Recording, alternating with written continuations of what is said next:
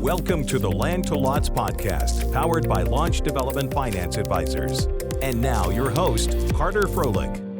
Welcome, everybody. This is the inaugural introduction of our Land to Lots podcast. My name is Carter Froelich, and I am the managing principal of Launch Development Finance Advisors. In today's episode, we're going to be talking about how is it possible to borrow money that you don't have to pay back. Now, before we answer that question, let me tell you a little bit about myself and our firm that'll make this topic a little bit more understandable. Launch Development Finance Advisors is a transaction-based real estate consulting firm. We have been in some form of existence since the mid-1980s when I started working with an accounting firm by the name of Kenneth Leventhal in their Orange County office in Southern California. But Launch represents the private sector only in matters of public finance, meaning we work with land developers, commercial developers, and home builders in the financing of infrastructure. We also assist our clients in the reduction of costs, the mitigation of risk, all with the goal of enhancing project returns. Launch is an affiliate of the Land Advisors organization, the largest land-only brokerage firm in the United States. So let's go back and tell a little story about how you can borrow money and not have to pay that back. When I was moving out of the audit department at Kenneth Leventhal and moving into the management consulting firm, there was a group of us that were making this transition. During this time, Proposition 13 had come out in California, which literally overnight dried up the revenues that cities were able to collect through their property taxes, meaning everything was limited to 1% of the assessed valuation. So the development community, which were the majority of our clients at Kenneth Leventhal, were told overnight that, hey guys, we as the city don't have any money. All that infrastructure that we were going to build for you, we cannot provide. You're going to have to go out and build that infrastructure. The development community said, okay, fine, we'll build this, but at least allow us to finance it as if we were a jurisdiction.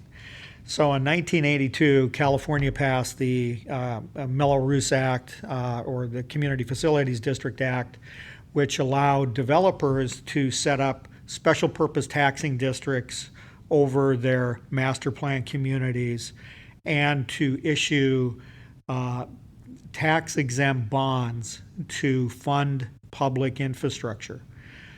Those bonds were paid back by a special tax levy that was placed on the land contained within the boundaries of the district.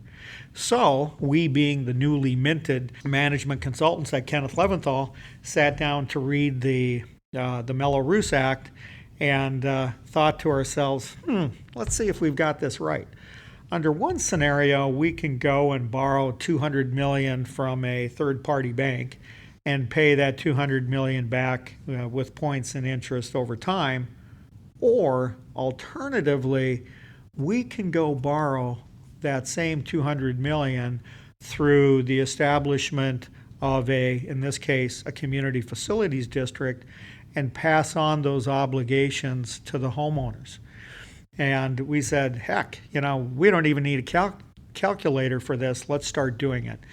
And that's exactly what we did. We started setting up some of the first community facilities districts in the state of California for the large landowners that were based in Southern California, in Orange County, and San Diego County. And we've been doing that ever since. So to date, Launch is currently practicing in a number of different states, primarily the Smile states of Arizona, California, Colorado, Florida, Idaho, Nevada, New Mexico, Texas, and Utah. We've been involved in the issuance of over, I think the last time we counted, about $15 billion of bonds, and we've established hundreds of districts in all of these different states. That's a little bit about us and our background and how we got started on this. But let's talk about this issue of how you borrow money that you don't have to pay back. And one of the things that had happened with one of our clients is that when I presented this idea to them, they said that this is absolutely impossible. There's no way that you can borrow money and not have to pay it back. And in fact, their term was, "This is alchemy." And I cannot tell you how many different times I had to go meet with this client to explain the concept to them. And this was actually a developer in the Southwest. I had to show them this particular state's enabling statutes. I had to walk them through other districts and other transactions that we had set up for our clients.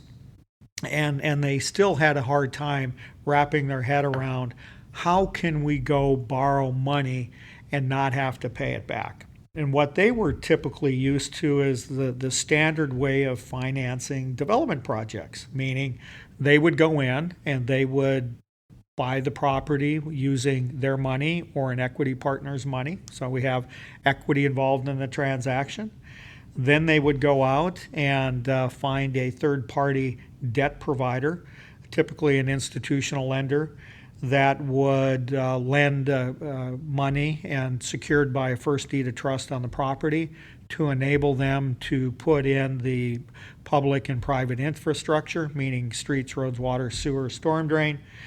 And then as they sold parcels and or finished lots to the home builders, they would take the proceeds that were coming in through the lot sales to the builders and pay down the debt on the bond, or excuse me, the debt on the loan, and then they would rinse and repeat, move to the next phase and get another loan, and or they would be working on a revolver, but they would work through their project.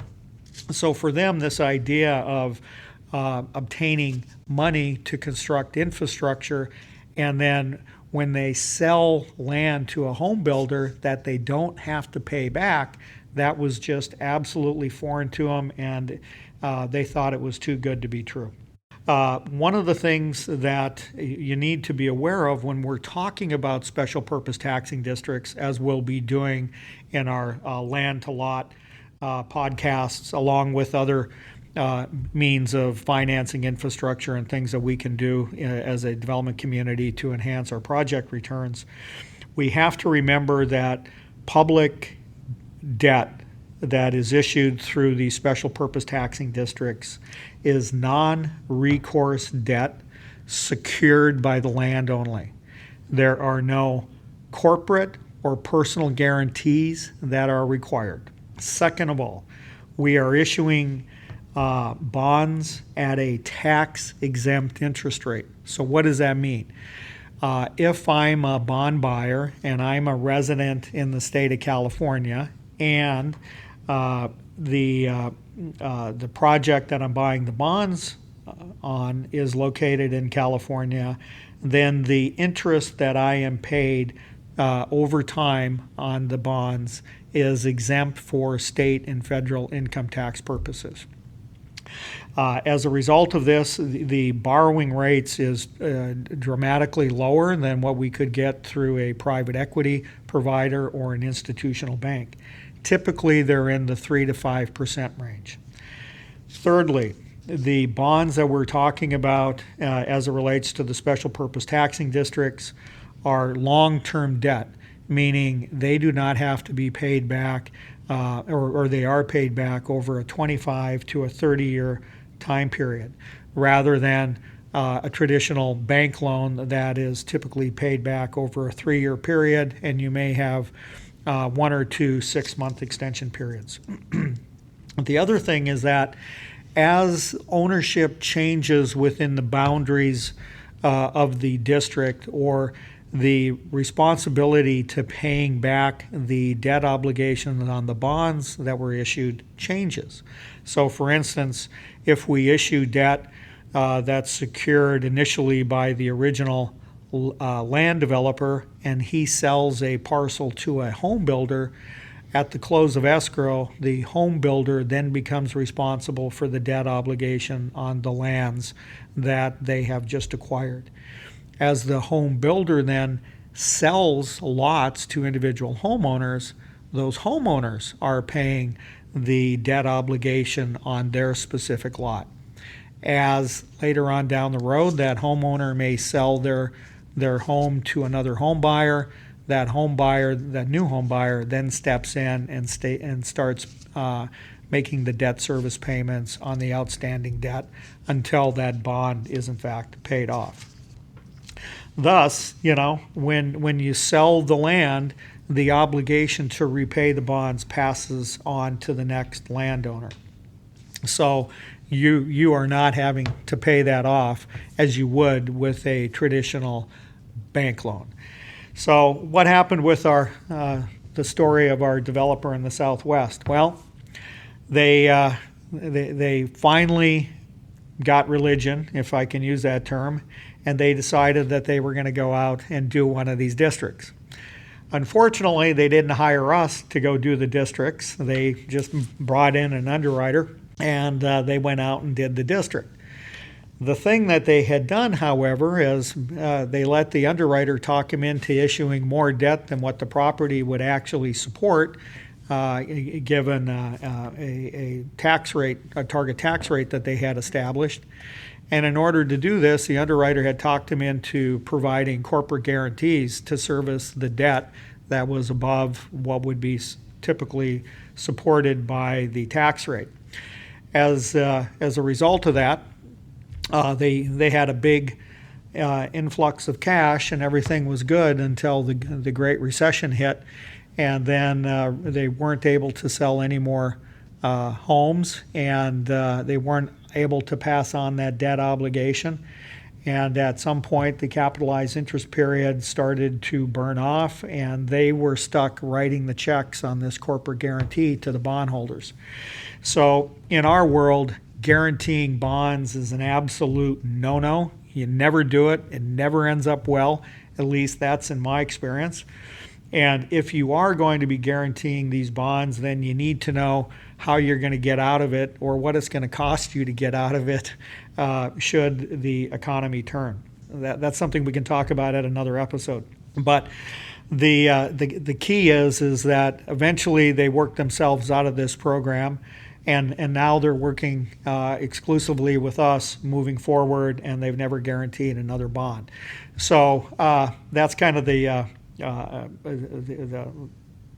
lesson learned is when you're getting into these types of transactions, if you are not familiar with them, it is absolutely paramount to bring in somebody such as Launch that can tell you the pros and cons of the transaction you're getting into.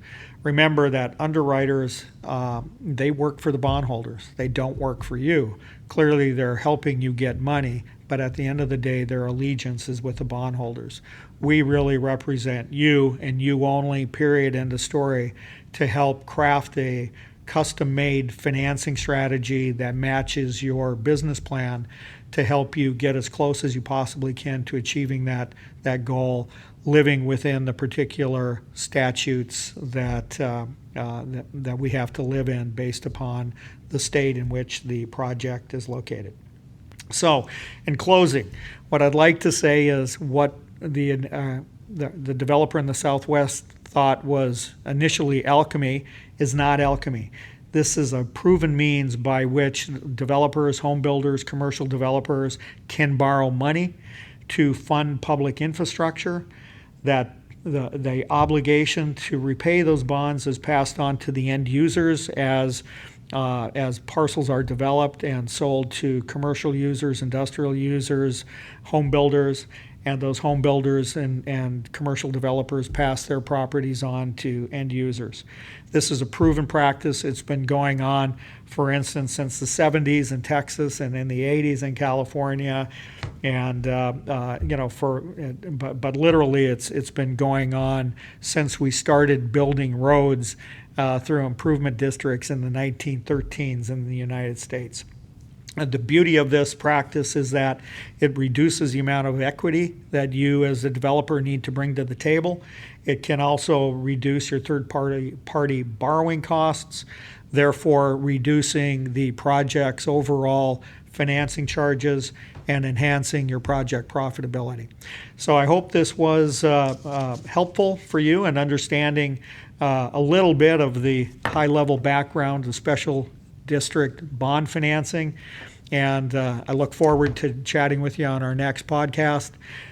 If you have any or care for any other additional information, go to our website at launch-dfa.com, and you can get a hold of us there. Thank you very much. You have been listening to the Land to Lots podcast with Carter Froelich. Tune in next week for the next episode.